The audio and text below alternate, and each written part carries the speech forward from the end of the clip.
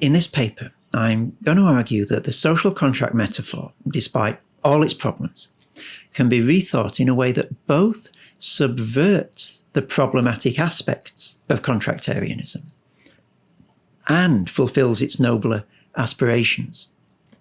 I'm going to argue that Michel Serres gives us a pattern for this subversive fulfillment in his Natural Contract. So the UN Secretary General is doing it. Unlikely bedfellows, the World Bank and the International Trade Union Federation are both doing it, as are Extinction Rebellion and the British Conservative Party. This, it seems, is the moment to call for a new social contract. At a time when so many influential individuals and organisations are reaching for the contract metaphor to frame our current social predicament and our post-COVID society, it's worth pausing a moment to consider what work this metaphor itself is doing, why we might want to question it, and how we can improve it. This paper begins with the assumption that metaphors matter. They're not incidental. They matter both as diagnostic instruments to reveal otherwise hidden realities of our social life, and they matter as moulds into which our thinking and living is poured. In other words, metaphors are both descriptive and prescriptive. And the contract metaphor itself is by no means innocent. In fact, since its philosophical inception, it's served to exclude as much as it's unified. John Locke, for example, saw fit to restrict his social contract to male landowners. And Rousseau's general will is an idea that's launched 1,000 objections. But in recent decades, the argument that the social contract is exclusionary has been powerfully made in new ways. It's been powerfully made by Carole Pateman, who argues that from the very beginning, the social contract is in fact a sexual social contract, in which political right is inextricable from patriarchal right. In a similar vein, Charles Mill's The Racial Contract forcefully shows how classical social contract theory is always an agreement among whites and implies a racial contract for the oppression of non-whites. In addition, Martha Nussbaum and theorists of care have impugned the social contract for excluding the disabled. So in one way or another, each of these objections to contract theory rejects the contractarian anthropology of an autonomous, rational, able, individual male who is self-interested and has no dependents. They also reject the paradigm of relationships implicit in contract theory, assuming that all relations can be understood on a model of trade and exchange that seeks to maximize gain and minimize losses. What these different critiques rightly discern is that the social contract is no casual metaphor. It reflects and it reinforces a whole ethos, a whole anthropology, a whole sociology. What I want to argue today is that these critiques are actually not radical enough, and that in fact they risk becoming a symptom of the problems with the social contract, not a solution to those problems. And this is because even at the same time that they address the legitimate worry of whether this or that social group is excluded from the contract, they all also reinforce an artificial anthropocentrism and create a false dichotomy between the social and the natural worlds that puts an artificial glass ceiling on their emancipatory potential.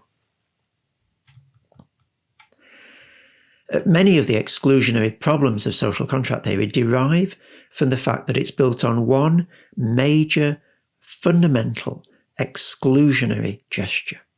To use the language of Michel Serres, it abhors the world, and it is thick with humanity and purified of things. Serres illustrates this through Francesco Goya's Fight with Cudgels, 1820 to 1823. As you can see, the pugilists are locked in combat with one another, unaware that there is a third party to their struggle, the marsh, namely, into which they're both inexorably sinking. Hobbes's war of all against all, quote unquote, is in fact no such thing, because it systematically forgets and erases the natural world as a major player in this conflict. It's the fight of all humans against all humans, but that is far from all against all. And it's because the natural world has been airbrushed out systematically of the contract paradigm that it's developed this anemic, Sayre calls it acosmic, disembodied and disembedded anthropology of rational calculation and monadic individuals who exchange relationships, who engage in relationships of exchange seemingly without any responsibilities or dependencies at all to worry about. And this is why an embrace of the natural contract is the key to renewing the social contract. Because all the other prejudices and dependencies, very ably discussed by Pateman and Mills and Nussbaum and others, flow from this original exclusion of the non-human. Some people balk at the idea of a natural contract, but in fact it's no stranger, it's no more problematic than the idea of the social contract. Neither of them are documents that were signed on a particular day in history. Neither of them binds us in quite the same way as a written legal contract today. If we can understand and think in terms of a social contract, we can certainly understand the natural contract. So then, what is this natural contract? Well, for Sayre, it's an explicit recognition of the relationships that already exist between humanity and the natural world, and a recognition of the obligations and responsibilities that we already have to the natural world. And those obligations are not fanciful, they're not invented, they're not romantic with a capital R. The image that Sayre uses is of the cords or ropes tying us to the natural world. The rope joining mountaineers together is sometimes tethered to a rock, as well as in this picture, and there's nothing more animistic, nothing more tree-hugging about the natural contract than that rope. We speak, don't we, of laws of nature, and we're right to do so. The constraint under which I'm placed by gravity is just as real, it's just as tangible, just as immediate as any legal statute. My ability to live underwater, without water, is no more opaque to me. It's a good deal less opaque, in fact, than my chances of getting away with murder. Now, the natural world has its conditions that must be met if a settlement of mutual benefit is to be reached without any need to be ventriloquized by human lips. So the natural contract, then, is an explicit recognition that we are embedded in webs of relationships that far exceed the narrow bounds of human society. Let me now offer two arguments, if I could, for why the natural contract both subverts the problematic aspects of contractarianism and fulfills its best aspirations. First of all, it fulfills the contractarian aspiration, at least in the Rousseauian stream of contractarian in the French Republican tradition. It fulfills this aspiration for a universal social settlement. Ever since the Declaration of the Rights of Man and the Citizen collapsed the three estates of the Ancien Régime into the one single new category of citizen, there's been an idea of universality that's nestled at the heart of contract theory. And one of the most compelling arguments in Sayre's book, The Natural Contract, situates this natural contract as a reasonable and necessary progression of the modern trajectory of universal enfranchisement. So in a 2008 interview, for example, Sayre insists that in the natural contract, I asked the question about who, in the general history of law, was a subject of law. In antiquity, those who required a guarantor were not subjects of law: children, the elderly, slaves, zealots, etc. There were precious few subjects of law: Roman citizens, Athenian citizens. Hence the generalization or extension of the notion of the subject of law. The Declaration of 1789 rounds off this history. Everyone is a subject of law. Close quote. Only, of course, everyone is far from being a subject of law. This is hardly the apogee of universal inclusion to which modernity aspires. So in France, for example, before 1945, it was considered that there was, quote unquote, universal suffrage. But the vote was, of course, restricted to adult males under the oxymoronic banner of universal male suffrage. And in the same way that today we look back in disbelief that it could once have been taken for granted that the universal suffrage would exclude women, Sayre warns us of the judgment of future generations on our own parochial universality. He says, tomorrow we will think about nature with the same shame that today we feel at having taken so long to understand that our companions should have become our partners, to say the very least, since the beginning of the world. In other words, the natural contract fulfills the aspirations of modern political order for a universal, a truly universal social settlement.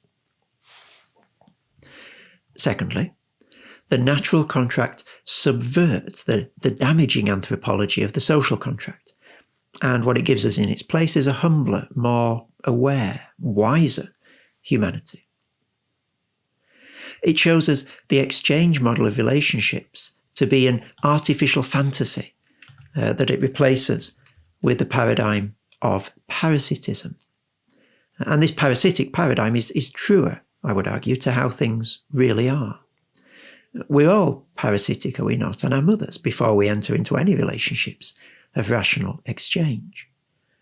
We're all parasitic on the natural world for our air, for our water, for our food, ever before it even enters our minds to exploit it for financial profit. And so it's for these two reasons, namely because the natural contract fulfills the modern aspiration for universalism, and because it subverts the fictional anthropology of calculating exchange with a more realistic and healthy anthropology of originary parasitism. It's for these two reasons that the natural contract can serve as a model for a renewal of the social contract today. So it gives us a contract not on the basis of each person or group defending and maximizing their own slice of the cake, but on the basis of mutual dependency and mutual embeddedness. Its anthropology is not an anthropology of exchange, but an anthropology of parasitism, which works towards not justice as fairness, but justice as symbiosis. Now, I've got no illusions whatsoever that embracing the natural contract requires anything less than a radical shift in our behaviour and our outlook.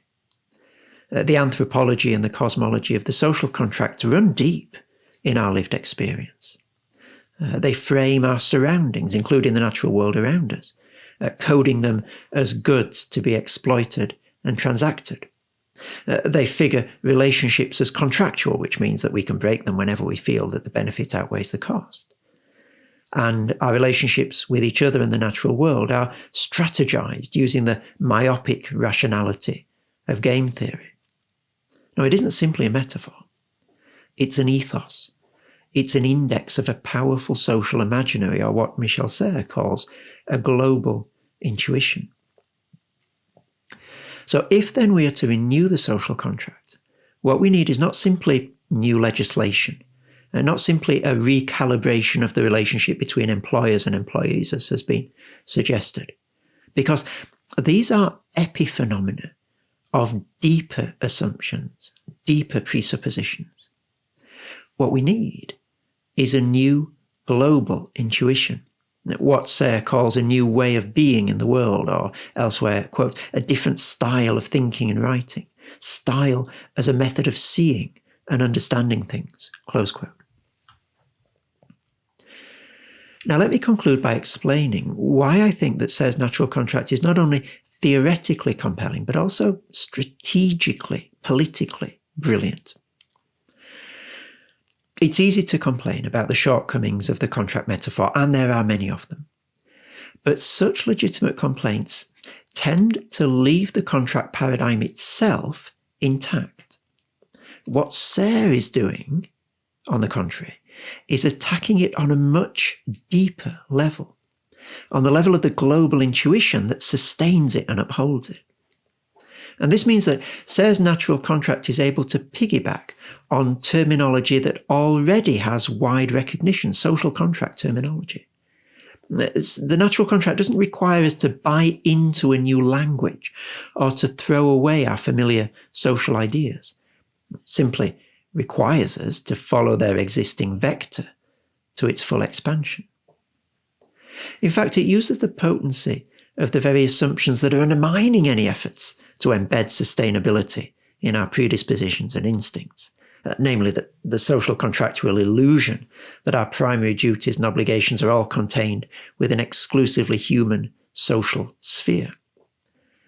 So it both subverts and fulfills the logic of the social contract and serves as a consciousness raising, the very consciousness raising that the contract metaphor itself customarily thwarts. We want to think about it like this way. It sort of functions like a judo black belt, expertly turning modernity's most deadly weapons against itself, using modernity's weight and the contract metaphor against itself. And it's that dynamic of subversive fulfillment that commends the Serrean natural contract, I think, as a major reference point in the current debates about rewriting the social contract. In 2020, we're living through what has been called an unfrozen moment, a window of time in which deep social change is at least more thinkable and likely more possible than it customarily is. And this unfrozen moment, of course, won't last for long. If the idea of a natural contract can benefit both our social and our ecological existence and future prospects, well then surely now is the moment to make the case for its importance and for its centrality. Thank you.